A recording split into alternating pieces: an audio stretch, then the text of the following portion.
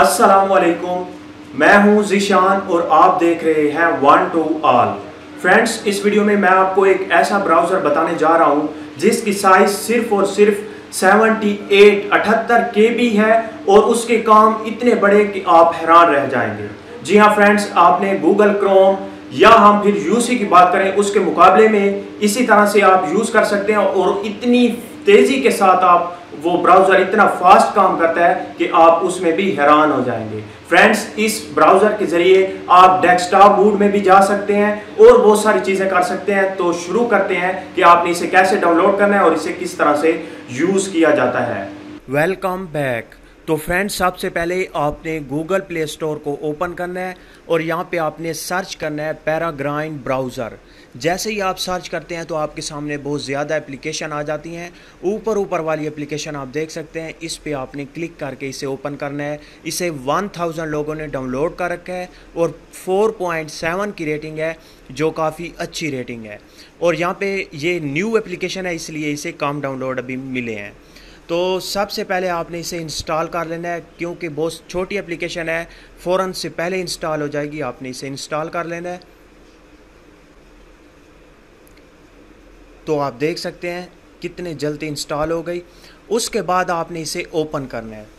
जैसे ही आप इसे ओपन करते हैं तो इसका बहुत ही सादा इंटरफेस है, आपको यूज़ करने में आसानी होगी। यहाँ पे आप देख सकते हैं सर्च का ऑप्शन, सर्च बार जो है वो नीचे आपको दिखाई दे रहा है। और यहाँ पे मज़े की बात यह है कि आप जितने न्यू टैब ओपन करते जाएं और सर्च कर सकते हैं। एक जगह पर आप फेसबुक यूज़ कर सकते हैं और न्यू टैब में आप यूट्यूब यूज़ कर सकते हैं और इसी तरह से इंस्टाग्राम, जो चीज़ें भी आप यूज़ करें कर सकते हैं। यहाँ पे आपने सर्च करना है, यहाँ पे मैं सर्च कर लेता हूँ यूट्यूब।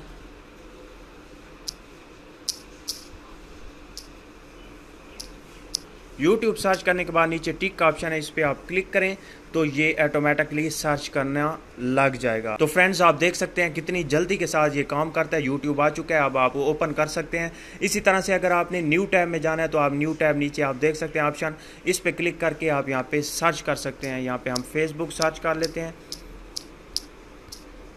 और टिक के ऑप्शन पे आपने क्लिक कर देना है।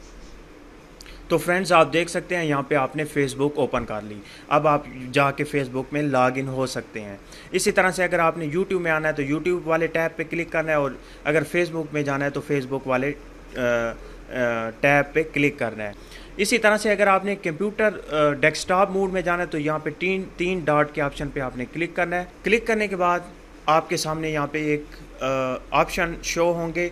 यहाँ पे आप देख सकते हैं यूज़ डेस्कटॉप साइट, आपने इस पर क्लिक करना है। तो आपका जो डेस्कटॉप, जिस तरह से आप डेस्कटॉप को यूज़ करते हैं उसी तरह से इंटरफेस यहाँ पे आपको मिलेगा।